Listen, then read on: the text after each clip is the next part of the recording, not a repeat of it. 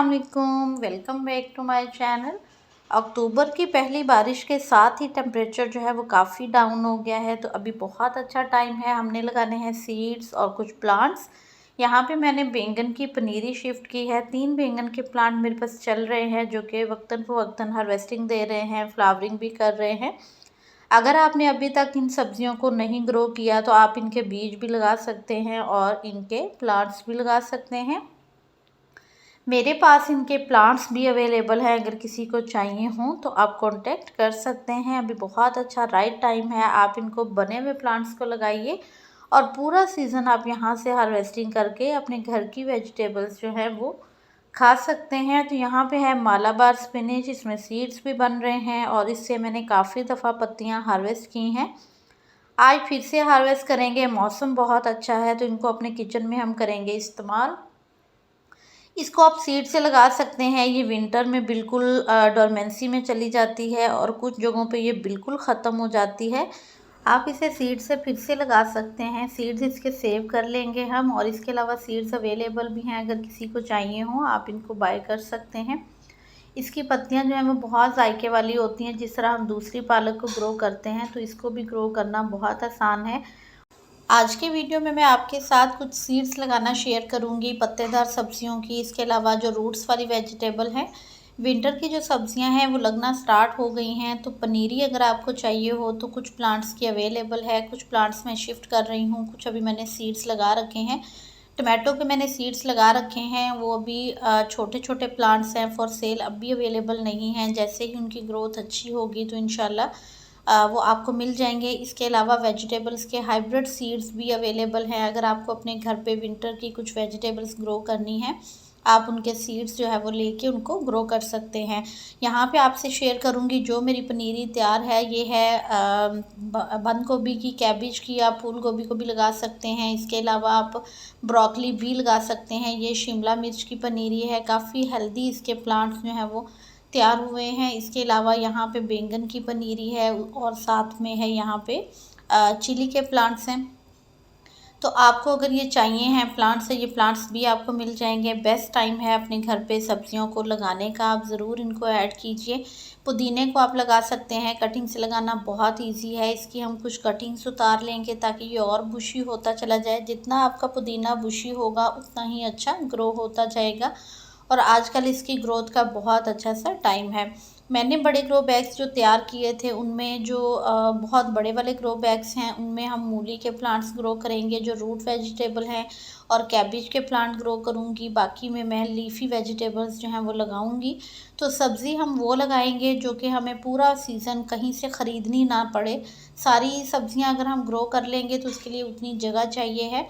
जितनी जगह है उस हिसाब से आप जो है वो ऐसी सब्जियां लगाएं कि कम से कम वो आपको बाहर से ख़रीदनी नहीं पड़े। ये 2 पॉट में मैं लगाऊंगी मेथी के सीड्स। इस तरह से हम क्यारियां सी बना लेंगे। मिट्टी आप देख सकते हैं, इसमें मैंने कुछ नहीं डाला, राइस हस्क है, मिट्टी है, गार्डन वेस्ट वाली खाद है इसमें, जो कि किचन वेस्ट वाली मैं इसमें किचन वेस्ट वैसे ही डंप करती रहती हूँ। और उसके अलावा इसमें मैंने पत्तों की खाद ऐड की है। जो रूट वाली वेजिटेबल्स होंगी या जो चिली और कैप्सिकम वगैरह के प्लांट्स होंगे उनमें मैं फ्लावर बूस्ट फर्टिलाइज़र जो है वो भी ऐड करूँगी किसी टाइम पे। अभी जो है इनमें हम धनिया के सीड लगाएंगे इस टोकरी में, और यहाँ पे मेथी के हो जाएंगे सीड। 7 बड़े ग्रो बैग्स हैं, इनमें मूली के सीड डालेंगे, हाइब्रिड सीड्स हैं। और इसी तरह यहाँ पे ये बाल्टियाँ और टोकरियाँ हैं, यहाँ ग्रो बैग्स भी हैं, उनमें जो है वो इंशाल्लाह जो है टमाटो के प्लांट्स लगेंगे, चिली के प्लांट्स हैं वो लग जाएंगे, और उसके अलावा कैप्सिकम के। तो सब्ज़ी जो है वो इतनी हम ग्रो करेंगे कि कम से कम हमें सब सर्दियों के कुछ महीने ये चीज़ें बाहर से नहीं ख़रीदनी पड़े। इसके अलावा सलाद पत्ता के मैंने सीड डाल रखे हैं, बंद गोभी के थोड़े और भी सीड डाल रखे हैं। तो वक्फे वक्फे से आप सीड इस तरह से डालते जाएं। अभी जो है वो मैं मूली को सिर्फ 2 पॉट में लगाने वाली हूँ। इसके बाद इंशाल्लाह जब ये थोड़ी तैयार होना शुरू हो जाएगी, मौसम और ठंडा हो जाएगा, तो फिर हम जो है वो और भी पॉट्स में इसको लगाएंगे, क्योंकि ये पूरा विंटर सैलिड में, पराठों में इस्तेमाल होती है। तो घर की ऑर्गेनिक बहुत टेस्टी होती है और इजीली ग्रो भी हो जाती है। जितना भी आपने रूट का जो वेजिटेबल्स हैं ग्रो करनी है, उनके लिए जो आपने ग्रो बैग, बाल्टी, टोकरी इस तरह की लेनी है कि उसमें थोड़ी सी गहराई हो 12 से 14 इंच की। तो ये 13-14 इंच का ऊंचाई में ग्रो बैग है, लेकिन चौड़ाई में ये 26 इंच है। इसमें काफ़ी सारी जो मूलियाँ हैं वो तैयार हो जाएंगी।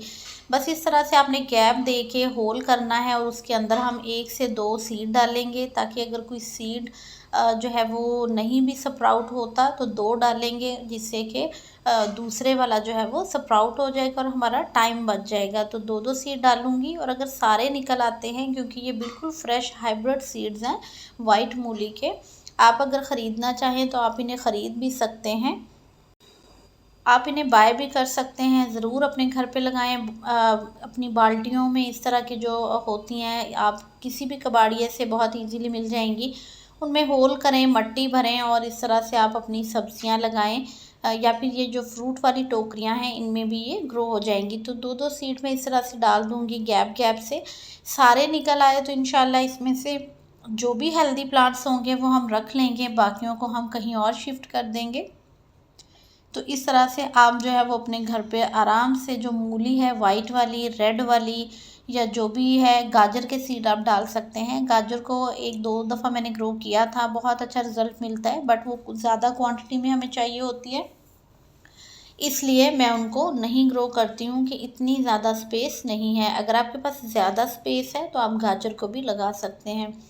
बस हल्का सा हाथ से आपने मिट्टी को कवर करना है, सीड को बिल्कुल दबाना नहीं है। बस इस तरह से आपने इसको कवर कर देना है कि हल्की सी लेयर आ जाएगी। जितनी भी रूट की वेजिटेबल्स हैं उनके लिए जितना आप सॉफ्ट मिट्टी बनाएंगे, उतनी वो नीचे मूली जो है वो अच्छी तैयार होगी। तो हमने ये लगा दिए हैं सीड, इसी तरह साथ वाले ग्रो बैग में भी मैं लगा दूंगी। अब है ये कसूरी मेथी के सीड, जो कि ये बारीक वाले होते हैं। जो मेथरे होते हैं उसके मोटे सीड होते हैं, दोनों ही आप लगा सकते हैं। मैं अभी इसके सीड लगा रही हूँ। जो मेथरे हैं उनको हम जो फ्रूट की टोकरियाँ होती हैं उसमें लगाएंगे। अभी इन 2 ग्रो बैग में ये जो कसूरी मेथी है बारीक वाली, इनके सीड मैं डालूंगी। इस तरह से आपने हल्की हल्की क्यारियाँ बना लेनी है। कोशिश करना है कि चौड़ाई वाला कोई पॉट लेना है, ताकि उसमें, क्योंकि इसकी जड़ें ज़्यादा नीचे नहीं जाती और इसको चौड़ाई वाली जगह चाहिए। तो बस आपने हल्के हाथ से सारे सीड डाल के मट्टी को वापस उसी तरह कवर कर देना है। इसी तरह आपने पालक के सीड डालने हैं। पालक के सीड मैं डाल चुकी हूँ, मैं उनकी अपडेट भी शेयर करूँगी आपसे। उनके काफ़ी प्लांट्स जो हैं वो जर्मिनेट हो गए हैं। इसी तरह यहाँ मैं डालूँगी। अब है बारी धनिया की। धनिया के लिए भी मैंने इसी तरह क्यारियाँ सी बना ली हैं। आप चाहें तो धनिया की सीड को क्रश करके डाल दें, आप चाहें तो इसी तरह डाल दें, जिस तरह से भी आपको लगाना है। मैंने यहाँ पे इस तरह इनके सीड डाल दिए हैं। ऊपर से हम मिट्टी से कवर करके हल्के हाथ से पानी दे देंगे। और मैंने तो जब ये सीड लगाए थे उसके अगले ही दिन जो है वो काफ़ी बारिश भी हो गई थी, और अल्लाह करे कि अब मज़ीद बारिश ना हो, ताकि हमारे सीड्स जो हैं वो ख़राब ना हों और अच्छे से जर्मिनेट हो जाएं। तो आप भी इसी तरह बस मौसम का ध्यान रखते हुए अपनी सीड्स लगा लीजिए। बस मुझे इतना टाइम नहीं मिला, क्योंकि रात में आई थी बारिश बहुत ज़्यादा, कि मैं इनको किसी चीज़ से कवर कर देती।